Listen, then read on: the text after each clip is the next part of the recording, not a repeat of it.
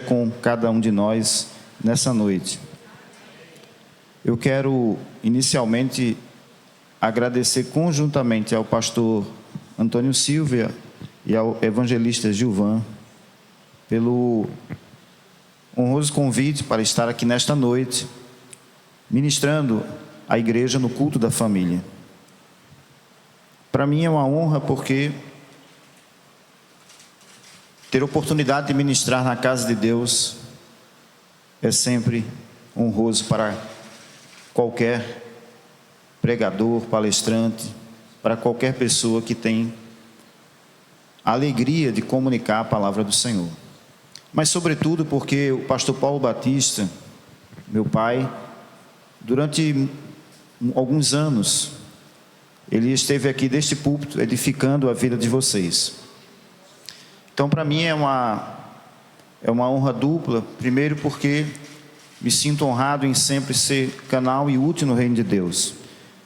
E depois porque papai esteve aqui neste púlpito e hoje eu estou aqui onde ele esteve, muitas vezes edificando a vida de vocês. Eu não sei se 100% de vocês que estão aqui hoje o conheciam, mas aqueles que o conheceram sabem que ele era uma pessoa extremamente comprometida com o reino de Deus, com o amor à causa do reino de Deus, e era uma pessoa extremamente disciplinada no estudo da palavra de Deus.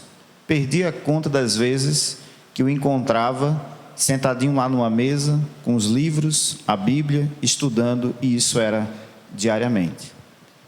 Isso para nós era rotina, ver papai sentado numa mesa, lendo e estudando. Isso eu cresci vendo isso.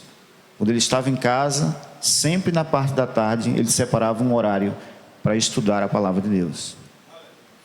E isso marcou a vida dele, marcou o ministério, marcou a vida de pessoas e certamente impactou profundamente a vida dos seus filhos também. O papai tem 2 filhos pastores, o pastor Paulo César, ele é pastor da Igreja Batista Logos lá em Tambaú, e eu também fui ordenado a pastor no ano de 2003. Eu sou pastor ligado à Ordem dos Pastores Batistas do Brasil, Convenção Batista Paraibana, mas eu nasci na Assembleia de Deus, para Deus. E isso é vivo dentro do meu coração. Eu tenho um amor enorme pela Assembleia de Deus, é uma das igrejas mais missionárias que eu conheço e de oração. Então, para mim, não existe distinção, somos uma só família, somos um só povo, e certamente um dia estaremos todos reunidos nos céus, louvando e adorando ao nosso Deus. Para não nos prolongarmos, eu estou olhando aqui, são 8h29, e eu quero então convidá-los a abrirem suas Bíblias nessa noite, no culto da família, em 1 Coríntios capítulo 13, verso 13. Papai gostava muito de falar nas cartas paulinas, quem o ouviu sabe disso.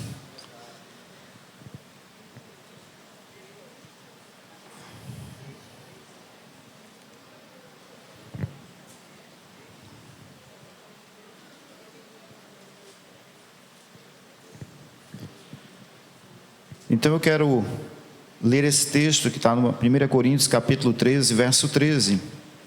Como hoje é o culto da família, me veio ao coração o seguinte tema: o amor dá sentido, propósito e missão à família. Vamos ler todos juntos? O amor dá sentido, propósito e missão à família. O texto de 1 Coríntios capítulo 13, verso 13, diz assim: assim permanecem agora estes 3, a fé, a esperança e o amor. Mas o maior deles é o amor. Vamos dizer todos juntos? Diga assim: o maior deles, porém, é o amor. Quando nós olhamos para a família do século 21, e lemos esse texto paulino, nós temos que pensar um pouco como era a família do século I. Será que tem alguma conexão com a família do século XXI? Será que as coisas que estavam acontecendo naquela época têm alguma relação com o que está acontecendo hoje em nossos dias? Bom, quando Paulo escreveu esse texto, as famílias cristãs daquela época viviam sobre leis e costumes romanos. O problema dos valores que nós enfrentamos hoje, na sociedade em que estamos inseridos, também naquela época haviam vários pontos que entravam em choque com os valores cristãos. E se você é um cristão, e se nós somos cristãos, que nos preocupamos em praticar os princípios e mandamentos que aprendemos com o Senhor Jesus Cristo, com os apóstolos chamados por Ele, certamente nós nos importamos quando somos atacados em relação aos valores cristãos que nos são caros. E naquela época, a família romana, ela era parecida com a nossa, mas com uma pequena diferença. O ensino cristão, ele falava de mutualidade e amor nos relacionamentos. E naquela época, na família romana, não havia mutualidade e amor. E o cristianismo pregava mutualidade e amor nos relacionamentos. Portanto, se nós sofremos perseguições diretas ou veladas, naquela época também eles sofriam perseguições. Os cristãos eram taxados de desleais ao imperador.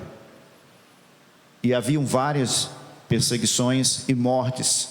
Quem lê a história sabe disso. Nós temos problemas com idolatria em nossos dias. Eles também tinham, eram muitos os cultos pagãos, a idolatria, filosofias vãs, filosofias helenísticas. Nós temos vãs filosofias em nossos dias, que fogem completamente dos princípios que nós aprendemos na palavra de Deus. Então, se as famílias do século I enfrentavam problemas, há algo semelhante com as famílias do século XXI, porque nós também enfrentamos desafios, pressões, perseguições. Nós ainda vivemos em uma nação em que as famílias cristãs, elas podem reunirem-se em suas casas e adorarem a Deus, elas podem saírem de suas casas e irem a um templo e adorarem a Deus. Você ainda pode sair de casa com uma blusa escrito Jesus. Aqueles que têm o hábito de usar o símbolo da cruz, algumas pessoas na sociedade usam um cordão com uma cruz. Na nossa cultura, no Brasil, você ainda pode fazer isso, mas em países como a França, isso já é proibido, você não pode fazer mais isso. Isso já é crime, você vai levar para uma delegacia e vai pagar uma multa. Então nós enfrentamos sim desafios. Os nossos desafios são muito próximos dos que eles enfrentavam. Nós vivemos numa sociedade do relativismo moral, e as famílias sofrem com isso, as famílias cristãs. Nós vivemos numa sociedade com crises sociais, ideologias para todos os lados. Nós vivemos numa sociedade que não tem equilíbrio. Vivemos numa sociedade consumista, consome sem necessidade, não precisa ter, não precisa comprar, mas compra pela necessidade de satisfazer apenas um desejo de consumo. Nós enfrentamos perseguição religiosa, sim, enfrentamos perseguição religiosa velada. Somos criticados, não podemos expressar nossas opiniões. Querem nos impedir de dizer o que nós concordamos ou não concordamos. Mas o fato é que ainda temos liberdade de crença e liberdade religiosa no Brasil. Liberdade de crença é você crer no que você quiser. Nós podemos crer em Deus, ou até não crer em nada, como os ateus. Liberdade religiosa é você poder expressar publicamente essa fé. E todas as vezes que eu vou ali à feira de Jaguaribe, que eu chego lá, sempre tem uma caixa de som e tem alguém lá pregando o evangelho. Um sol quente, pessoal lá firme, com o microfone falando, se revezando, cantando, pregando. Isso é liberdade religiosa. Nós temos liberdade religiosa no Brasil. Nós estamos reunidos aqui, isso é liberdade religiosa. E as famílias, elas ainda têm essa oportunidade no Brasil. Mas é preciso nós abrirmos os nossos olhos e lembrarmos que as famílias que formam as igrejas, elas na verdade vêm sendo perseguidas, duramente. Eu anotei aqui, isso é um dado da Missão Portas Abertas. No século XX morreram mais cristãos por serem cristãos do que nos outros séculos passados somados. A Bíblia hoje, nós estamos falando hoje, mês de março de 2026. A Bíblia hoje é perseguida em mais de 50 países. Mais de 50 países. Há famílias na Coreia do Norte que foram condenadas a campo de concentração porque tinha uma Bíblia em casa, o filho mais novo comentou na escola, os pais foram presos, eles foram presos e todos estão num campo de concentração para o resto da vida, por causa de uma Bíblia. Na China, as famílias não têm o direito que nós temos aqui, de pegarmos o celular e baixarmos no aplicativo a Bíblia online. Eles não têm esse direito. Lá, se você baixar a Bíblia online, isso é um crime, você vai ser preso e vai pagar uma multa ainda. E existe uma coisa muito séria, afetando as famílias, que é o antinatalismo. Um movimento, na verdade, que é de raiz satânica. O que é o antinatalismo? É as pessoas resolverem não ter mais filhos. Há um movimento para que as mulheres não engravidem. Há um movimento no sentido de que se as mulheres engravidarem não vão poder trabalhar, então como elas têm que trabalhar, não podem ter filhos. E muitas mulheres têm abraçado essas ideias, cujo nascedouro é o movimento feminista. E isso está afetando a família. O fato é o seguinte: se eu tenho famílias fracas ou frágeis porque elas não têm filhos, eu vou ter também igrejas, por consequente, formadas por famílias frágeis. E esse é o objetivo, é fragilizar as famílias, fragilizar a igreja, fragilizar a missão que Deus confiou à igreja e confiou a cada família. Eu não sei se você já tinha parado para pensar nisso, mas ter filhos é a melhor oportunidade que nós temos na terra de evangelizarmos a próxima geração.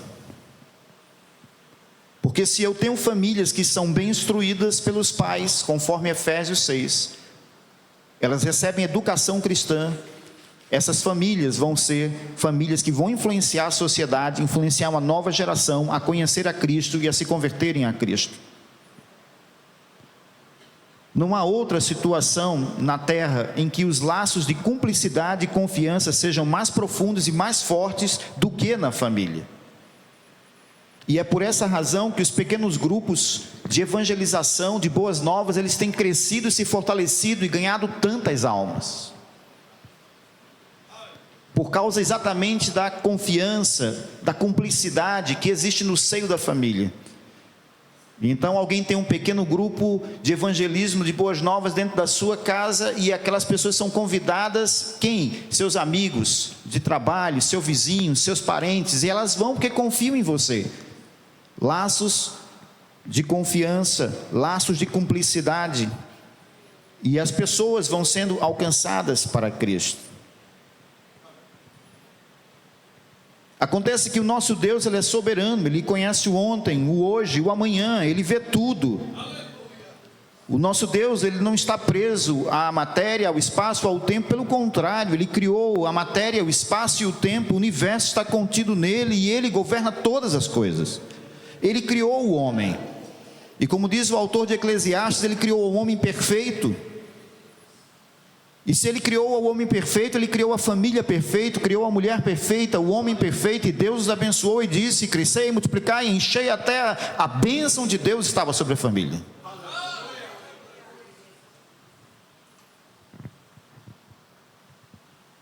E a despeito da desobediência do primeiro casal, que gerou a queda, a entrada do pecado no seio da família, num local improvável que era o Éden, o local da presença de Deus, o paraíso, da manifestação da glória de Deus, mas ali eles foram tentados e eles caíram, nos mostrando que não há porto seguro senão no Senhor Jesus Cristo, na fé e na obediência à vontade de Deus.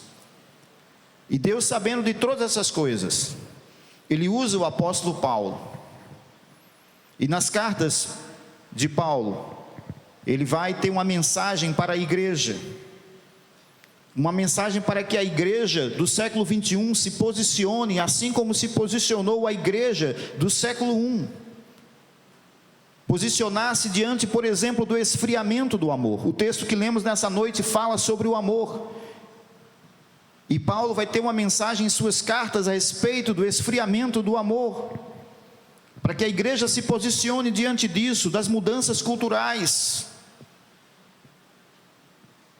para que a igreja se posicione diante da tecnologia. A tecnologia tem que ser bênção para a família e não escravizar a família, ou separar a família. Muitas vezes a tecnologia está ilhando as famílias dentro de casa, estão todos debaixo do mesmo teto, mas cada um num cômodo diferente, isolados, com uma tecnologia, um aparelho celular na mão. Então o apóstolo Paulo, ele levanta a igreja para que se posicione diante dos desafios do século 1 e também do século 21, inspirado. E aí entra a questão da globalização e tudo que estamos vivenciando no mundo hoje, guerras e rumores de guerras, conflitos que boa parte deles são profetizados. Quando olhamos para o Apocalipse, para as profecias ao longo da Bíblia, cumprimento delas, está tudo aí diante dos nossos olhos, os sinais estão diante dos nossos olhos. Estamos vivendo o tempo do fim.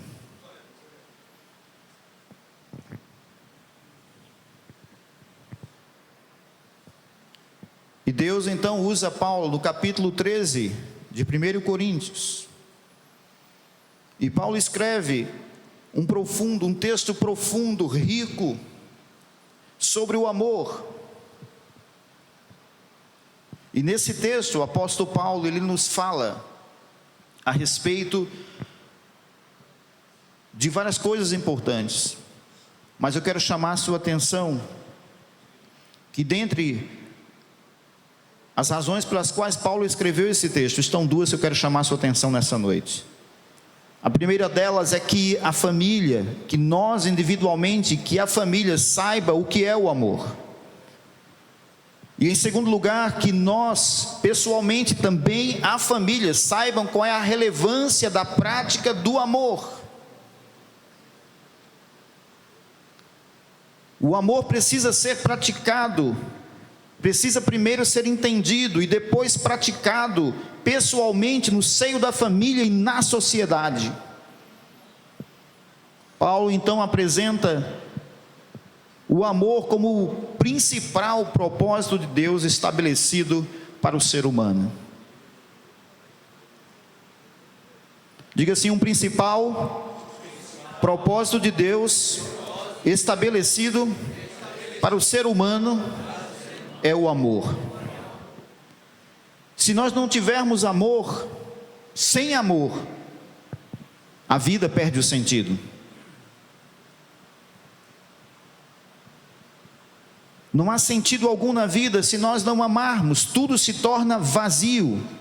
É como um sino a ressoar, ou como uma lata com uma pedra dentro, fazendo barulho sem conteúdo algum.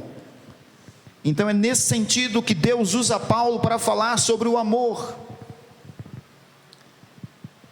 Sem o amor a vida perde o sentido. Quando Jesus fala a esse respeito em Mateus no capítulo 22, versos 34 a 40, nos dois grandes mandamentos, percebam que ambos tratam sobre o amor. Amar a Deus e amar ao próximo. Porque o amor é a coisa principal. Se há amor à saúde, se há amor à educação cristã, se há amor a relacionamento conjugal saudável, se há amor à saúde no relacionamento entre os irmãos, se há amor a respeito dos filhos pelos pais, se há amor, os pais não provocam a ira aos filhos, se há amor, a família é uma bênção, ela é luz e sal onde quer que ela for. Portanto, à luz da Bíblia Sagrada, o amor é fundamental para que a igreja cumpra a sua missão. Então eu quero abordar apenas rapidamente nesse tema, e nesse ponto, nesse versículo lido, esta pergunta apenas: o que é o amor? Se você perguntasse a um membro da sua família hoje, o que é o amor? Qual seria a resposta que ele daria a você? Não importa se você é pai, mãe, filho, vocês formam uma família, pai, mãe e filhos. Imagine que você hoje pergunte a um membro da sua família, o filho vai lá e pergunta para o pai: pai, o que é o amor? Ou a filha pergunta para a mãe: mãe, o que é o amor? Ou se o marido perguntasse à esposa: o que é o amor? Ou se ela perguntasse ao marido: meu esposo, o que é o amor? Se hoje essa pergunta fosse feita, não vamos falar agora sobre a relevância da prática do amor na vida pessoal e também na família e na sociedade, na vida social. Seria uma outra mensagem, mas vamos falar sobre esta pergunta apenas: o que é o amor? Eu acredito que a maioria das pessoas, não sei se exatamente no seio da sua família, mas a maioria das famílias que não conhecem o Senhor, certamente eles responderiam que o amor é um sentimento. Afirmariam: o amor é um sentimento. Isso é o mais comum de ouvirmos. Pergunte a alguém o que é o amor e você vai ouvi-la dizer: é um sentimento. Vão limitar o amor a apenas um sentimento. Mas o fato é que quando nós olhamos para esse texto paulino em que Paulo diz que o amor ele seria preservado, o amor ele é maior, o amor ele continuaria, ele está falando de algo muito grande, porque Deus é amor. Porque o amor não é um conceito em si, o amor é uma pessoa. A Bíblia diz que Deus ele é amor. Assim como a verdade também não é um conceito, a verdade é o Senhor Jesus Cristo. Ele disse: eu sou o caminho e a verdade. Do mesmo modo, Deus é amor. E então, se alguém responde dizendo a você que o amor é um sentimento, então, se isso fosse verdade, o amor seria algo instável, seria algo dependente das circunstâncias. Se tudo estiver bom, eu amo; se tiver dificuldade, eu não amo. Ou então das disposições humanas, da vontade, do querer, do achar, do estar bem ou não estar bem. Mas não é assim que, à luz da Bíblia, o amor ele é definido, ele é apresentado para nós. E à luz dessa expressão paulina, nós podemos dizer então que, em primeiro lugar, se eu fosse responder para vocês o que é o amor, se nós fôssemos olhar para Paulo e disséssemos ao apóstolo Paulo o que é o amor para você, ele dizia assim: olha, em primeiro lugar, o amor é um imperativo. Diga assim: o amor é um imperativo. O que foi que o Senhor Jesus disse aos seus discípulos em João 13:34? Ele disse assim: um novo mandamento lhes dou, amem-se uns aos outros como eu os amei. Vocês devem amar-se uns aos outros. Diga assim comigo: o amor é um mandamento que o Senhor Jesus deu aos seus discípulos. Diga assim: a minha família é discípula do Senhor Jesus Cristo. E portanto, se a minha família e a sua família são discípulos do Senhor Jesus Cristo, são famílias que seguem o Senhor Jesus Cristo, nós temos o amor como um mandamento nas nossas vidas. Jesus disse: amem-se uns aos outros. É uma ordem a cada um de nós.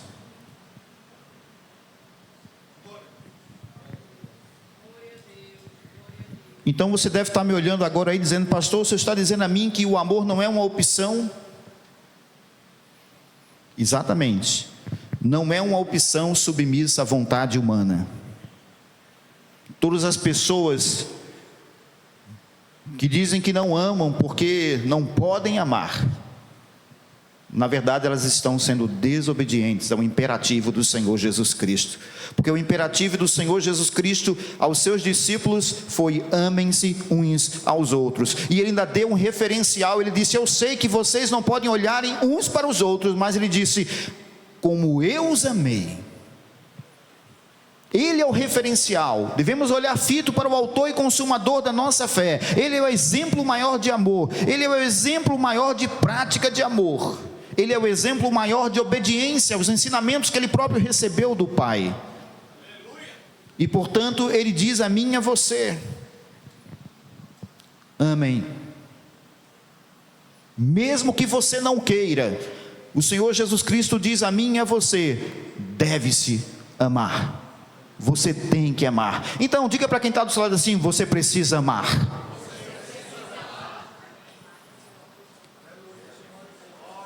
Então você, no seio da sua família, você pode dizer: pai, a Bíblia diz que o Senhor tem que me amar. Você chega lá para sua mãe e diz: mãe, a Bíblia diz que a senhora tem que me amar. E aí sua mãe vai olhar para você e dizer: meu filho, a Bíblia diz que você também tem que me amar. Então todos têm que se amarem no seio da família. Em segundo lugar, o apóstolo Paulo, quando ele fala a respeito do amor como sendo algo permanente, vívido, que produz fruto. Se ele estivesse aqui agora e a gente perguntasse a ele o que é o amor, ele dizia: o amor é uma decisão. Então aprendemos que o amor é imperativo, mas ele também é uma decisão. Diga assim: o amor é uma decisão. Em 1 Coríntios 14:1, escutem o que o apóstolo Paulo afirmou. Ele diz: sigam o caminho do amor. Digam comigo: sigam o caminho do amor. Mais uma vez: sigam o caminho de um amor, do amor. Então percebam que se ele está dizendo sigam o caminho, seguir um caminho transmite a ideia de escolha. Seguir o caminho transmite a ideia de eu pensar e decidir algo. Então eu posso escolher não seguir o caminho do amor, ou eu posso escolher seguir o caminho do amor. Então Paulo está dizendo: sigam o caminho do amor. Ele está dizendo para mim e para você que o amor é uma livre escolha. E o mais maravilhoso, ela pode ser feita. Eu posso escolher amar, você pode escolher amar, por mais difícil que tenha sido o relacionamento de uma família, mas todos os membros podem voltar a amar, decidir amar. O filho pode voltar a amar os pais podem voltar a amar os filhos, os casais podem voltar a se amarem, porque há um poder nisso que é o Senhor Jesus Cristo. Ele está dizendo a mim e a você, por meio do apóstolo Paulo, inspirado, dizendo: se vocês escolherem seguir o caminho do amor, a paz de Cristo virá sobre vocês, e ela excederá todo o entendimento, e haverá comunhão, e haverá harmonia, e haverá crescimento.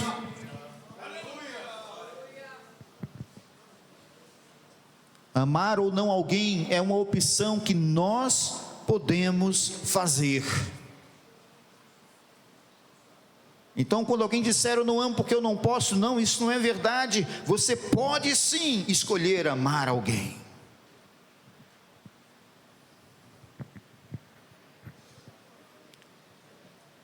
Portanto, o amor é algo sobre o que temos poder de decisão. Diga assim comigo: o amor é algo sobre o que temos poder de decisão.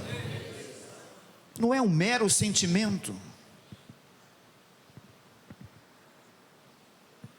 Portanto, mesmo que não se queira, pode-se escolher amar.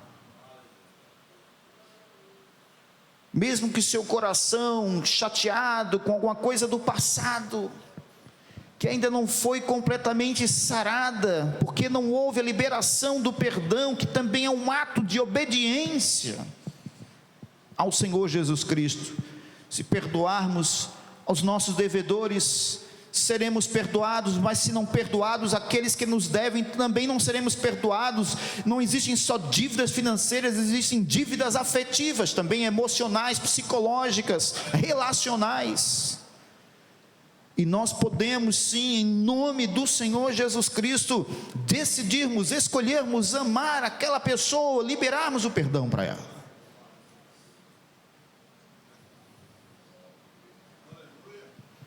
Portanto, aprendemos que o amor é um imperativo divino. Então essa é uma opção que não só podemos, mas devemos tomar. O apóstolo Paulo diz a mim, é uma escolha. Diz a você, é uma escolha. Você pode escolher amar. Em terceiro lugar, estamos próximos de concluir. Se o apóstolo Paulo estivesse aqui conosco nessa noite, nós perguntássemos a ele o que é o amor, ele diria a você em terceiro lugar, o amor é uma ação. Não é só um imperativo, não é só uma escolha, ele também é uma ação. Vamos ao texto, 1 João capítulo 3, verso 18, o que o apóstolo nos diz, que João nos diz, perdão: filhinhos, não amemos de palavra nem de boca, mas em ação e em verdade. Que texto maravilhoso, vamos ler juntos? Diga assim: filhinhos, não amemos de palavra nem de boca, mas em ação e em verdade. Que coisa maravilhosa! Não devemos amar somente de palavras, mas devemos expressar o amor. É muito fácil expressar o amor através de poesias, através de músicas, através de declarações. Mas a Bíblia diz que a melhor forma, a melhor maneira de manifestarmos ou expressarmos o amor pela outra pessoa é através de atitudes. Diga assim: eu devo expressar amor no seio da minha família com atitudes. Mãe, quer que eu te ajude aqui a lavar essa louça? Pai, quer uma mão para lavar o carro? Meu irmão, quer alguma ajuda aí nas tarefas da escola?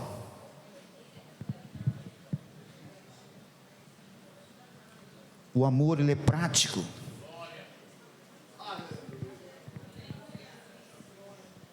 Então a melhor maneira de nós expressarmos o amor é com ações, é com atitude.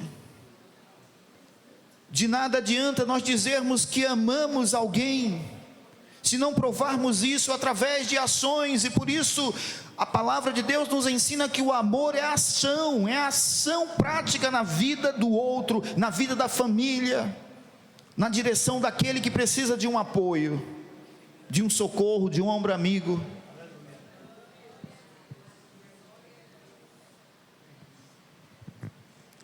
Na visão do apóstolo Paulo em Efésios capítulo 6, o lar é um lugar de unidade e amor, é um espaço de mútuo respeito. Na visão dele, a educação dos filhos é fundamental e os pais devem se ocupar disso. Educação espiritual dos seus filhos, para que eles saibam quem é Deus, quem é Jesus, o que é o amor.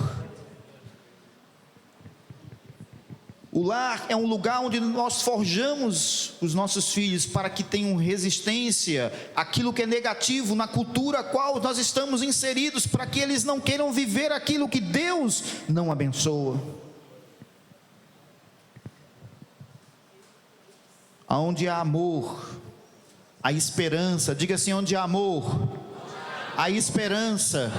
Nas promessas de Deus, não importam as circunstâncias, não importa se estão ocorrendo guerras. Diga: não importam as guerras, Deus cumprirá a sua palavra. Então nós temos que entender que quando nós falamos de expressar amor, Nós temos que lembrar que Deus é fiel e Ele nos ama e Ele expressa amor conosco, Ele cumprirá a sua palavra. Então Ele quer que a família seja fortalecida nesse amor, porque onde há o verdadeiro amor, há unidade no lar, há harmonia no lar, há respeito mútuo, há filhos que estão crescendo na educação cristã, sendo instruídos na palavra. Há uma família que está sendo instruída sobre a cultura na qual está inserida e as práticas dessa cultura, que Deus não se agrada delas. E a família não fica desesperada quando vê guerras e rumores de guerras, conflitos, corrupção, porque ela sabe que a Bíblia promete a esperança nas promessas de Deus. Deus nos ama, Ele virá nos socorrer, Ele virá nos resgatar, não importam as circunstâncias, Ele virá. Como foi que Deus provou o seu amor por mim e por você?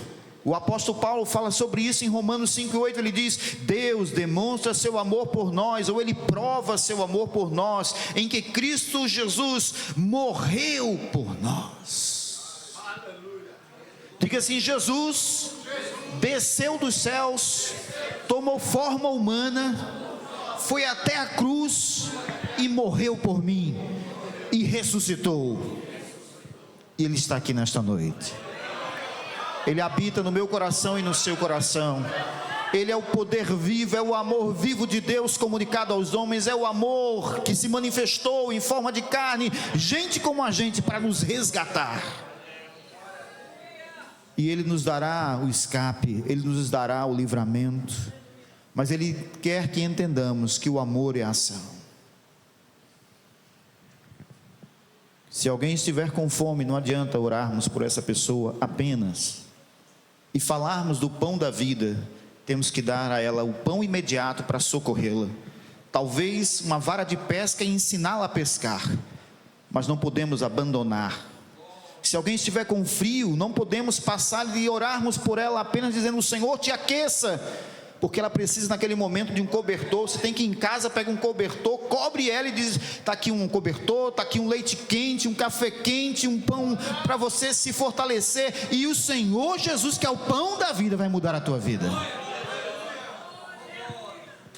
Portanto, o amor na família deve ser vivido desta maneira: pais que socorrem filhos, filhos que socorrem pais, irmãos que socorrem irmãos. E por último, se perguntássemos ao apóstolo Paulo o que é o amor, ele nos diria: o amor é um compromisso. Diga assim comigo: o amor é um compromisso. 1 João 4,16, o apóstolo nos diz assim: Deus é amor, e todo aquele que permanece no amor, permanece em Deus e Deus nele. Que texto maravilhoso, que texto precioso da palavra de Deus. Diga assim comigo: Deus é amor. Diga assim: o meu Deus é amor. E veja, se nós permanecermos no amor, Deus permanece em nós.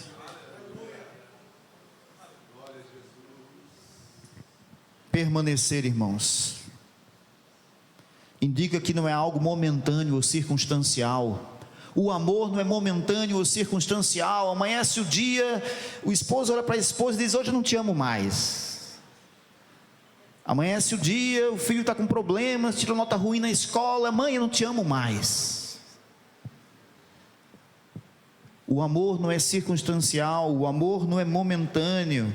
O texto do apóstolo João deixa claro que o amor é algo permanente. Todo aquele que permanece no amor, Deus permanece também dele. Diga: permanecer. Se não é algo transitório, se não é algo passageiro, se não é momentâneo, então o que é o amor? Diga assim: é um compromisso duradouro. Diga assim: o meu Deus me ama. Ele ama independente das nossas fragilidades, fraquezas, erros. Então, do seio da família, a família cristã, que precisa se fortalecer para enfrentar os desafios de uma sociedade sem Deus, na qual ela é luz e sal, tem que ser unida no amor. Tem que ser uma família que olhe uns para os outros membros, estendendo sempre a mão, dizendo: eu estou comprometido com o seu sucesso, eu estou comprometido com a sua felicidade, eu estou comprometido com o seu êxito. Tem que ser um estendendo a mão ao outro. Isso significa que aquele que ama deve permanecer amando, e não deixar de amar por algo circunstancial que aconteceu. Não gostei do jeito que você falou comigo, não estou te amando mais. Não gostei do que aconteceu, então deixei de te amar. Não é deixar de amar por algo que me seja contrário, algo que me entristeceu, algo que me aborreceu, algo que me deixou desconfortável. Não, se eu amo, eu tenho que amar sempre. Quantas vezes eu e vocês, como família de Deus, família espiritual, nós não pensamos em algo, nós não falamos algo ou não fizemos algo que entristeceu o Espírito Santo de Deus, e Ele nos perdoou. O amor é compromisso, é um compromisso.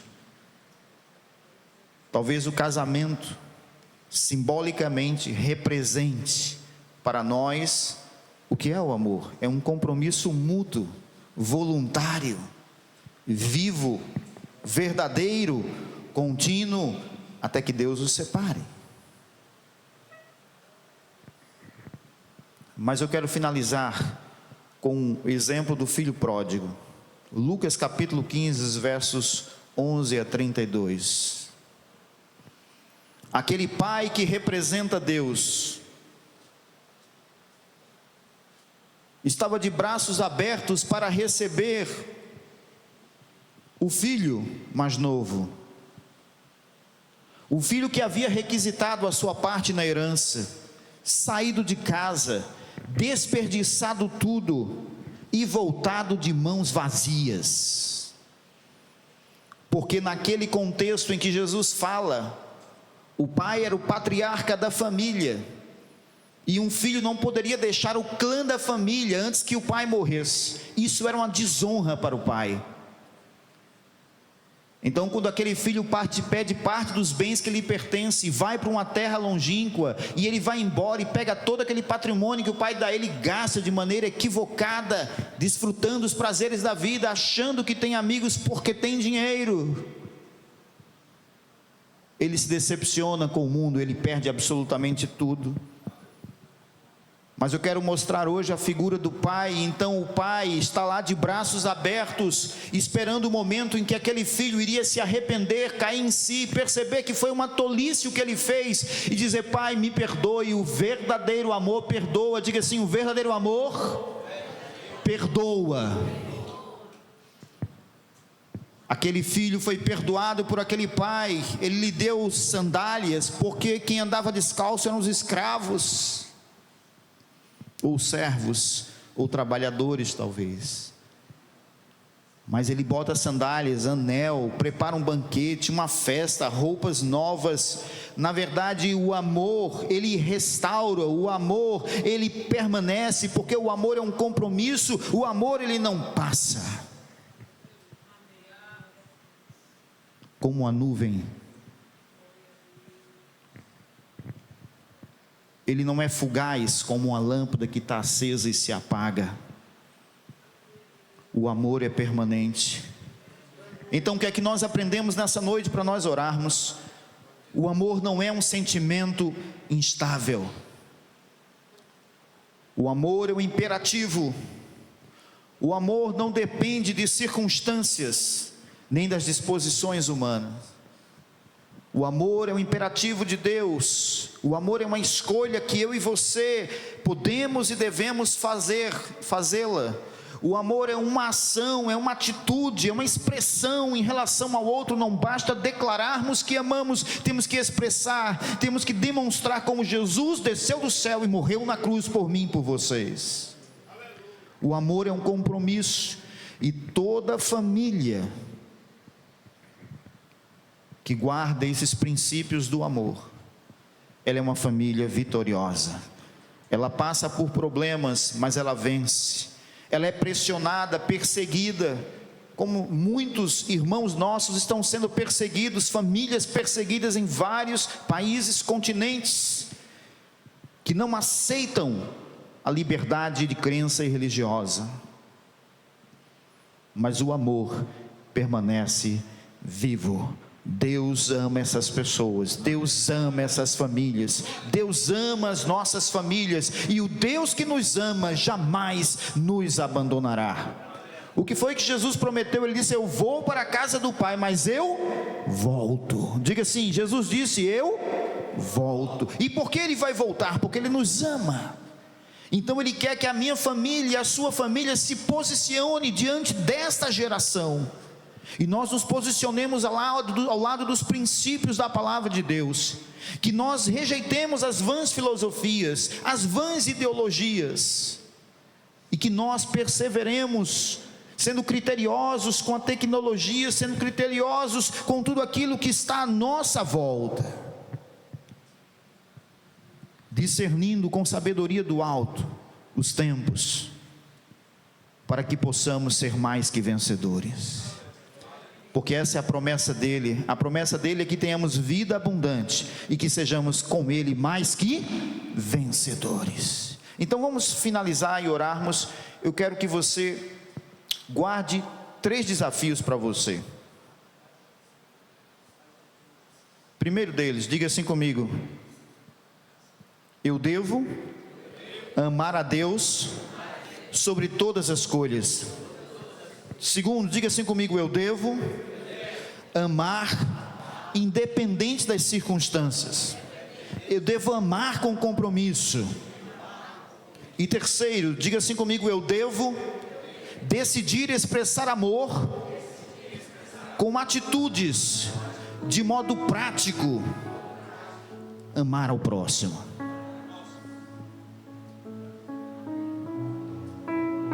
Que o Senhor Jesus,